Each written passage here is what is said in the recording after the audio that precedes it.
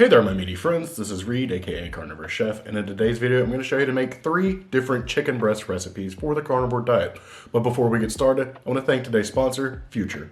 Recently I've been working with my own personal trainer. Kugas is awesome, encouraging, and has a myriad of certifications. I connected with Kugas thanks to the sponsor of today's video, Future. Future is a fitness app that pairs you with your own highly credentialed personal trainer who will build you custom workouts you can complete in your own time, wherever you want. It's like having a personal trainer in your living room. Upon signing up, you'll have a video call with your trainer who will then design a fitness plan unique to you. Future's trainers are equipment agnostic, meaning if you're only able to do body weight workouts at home, or if you choose to go to the gym, the coach will build it into your plan. Between voice prompts, video check-in calls with the trainer, and messaging within the app, you'll feel like your trainer is always by your side. Together, you and your trainer will work together to achieve your fitness goals. If you start to get bored with your plan, your coach is there to change it up for you and to keep you on track. Future's trainers have trained everyone from professional athletes to working professionals. No matter your level, your trainer meets you where you're at. Whether your goal is to get back at the gym, lose weight, or feel your best self, there's an expert Future trainer who knows exactly how to help you. If you finally want to hit your fitness goals, then I have a special offer for you. If you use my link, you'll get your first month with a Future trainer for only $19. Think of what you can accomplish during that month. So, go to tryfuture.co/CarnivorousChef to get started. This is also linked below in my description, or scan the QR code in the corner.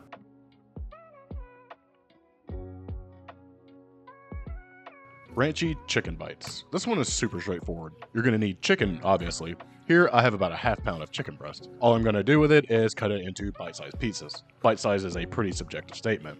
Just imagine your mouth taking a bite of food and cut it to that size. Once you've gotten your mouth-sized pieces, place it into a bowl. Add in 3 tablespoons of heavy cream. This will add that creaminess you get from ranch. Follow that up with 1 teaspoon of dried chives, a 1/4 teaspoon of onion powder, a 1/2 teaspoon of garlic powder, the smallest pinch of dried dill, a 1/4 teaspoon of black pepper, and a 1/2 teaspoon of salt. Take those squeaky clean mitts and mix thoroughly. Set this aside and let marinate for at least 30 minutes or overnight in the fridge. When you're ready, grab a touch of parchment paper and place your chicken on it. You've hopefully preheated an air fryer to 375 degrees Fahrenheit for a few minutes. If you did, place this entire thing into the air fryer. You want to cook these for about 12 to 14 minutes or until there's an internal temperature of 160 degrees Fahrenheit. These are awesome, super juicy, and loaded with that homemade ranch flavor. You can level this up by adding just a pinch of MSG if you want.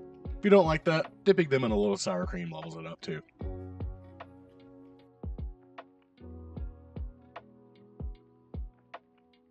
I remember clearly the first time I tried coating chicken in Parmesan and cooking it. I was deep into doing keto and looking for anything to make my chicken taste better. I had a nice fresh can of shaky cheese and noticed that it looked like breadcrumbs. So I dipped my chicken in some egg and then dredged this into my salty cheese. And that's what we're going to do here. For your milk wash, you're going to need 1 egg and 3 tablespoons of heavy cream. You don't have to add anything to this, but feel free to add a 1/4 teaspoon of Italian seasoning for a nice aromatic touch. Fork this super hard until homogeneous.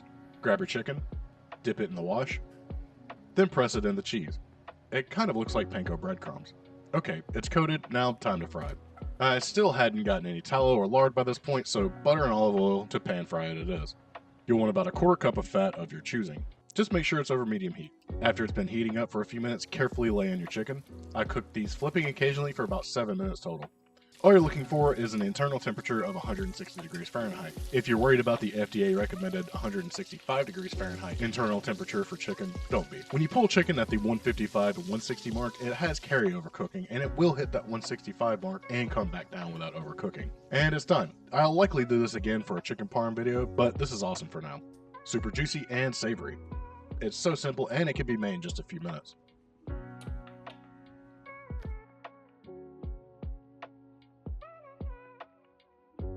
A breakfast chicken recipe? Why not? For the biscuit portion, I went with a biscuit recipe from my biscuits and gravy video. If you've not seen that, you'll need 3 ounces of ground pork rinds, 3 eggs, and a 1/2 teaspoon of baking powder. This is enough to make 3 biscuits.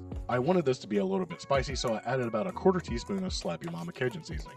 Give this a hot forking until homogeneous and let rest for at least 5 minutes. While we're waiting, grab yourself about a 4-ounce chicken breast and season with a little more of your Cajun seasoning.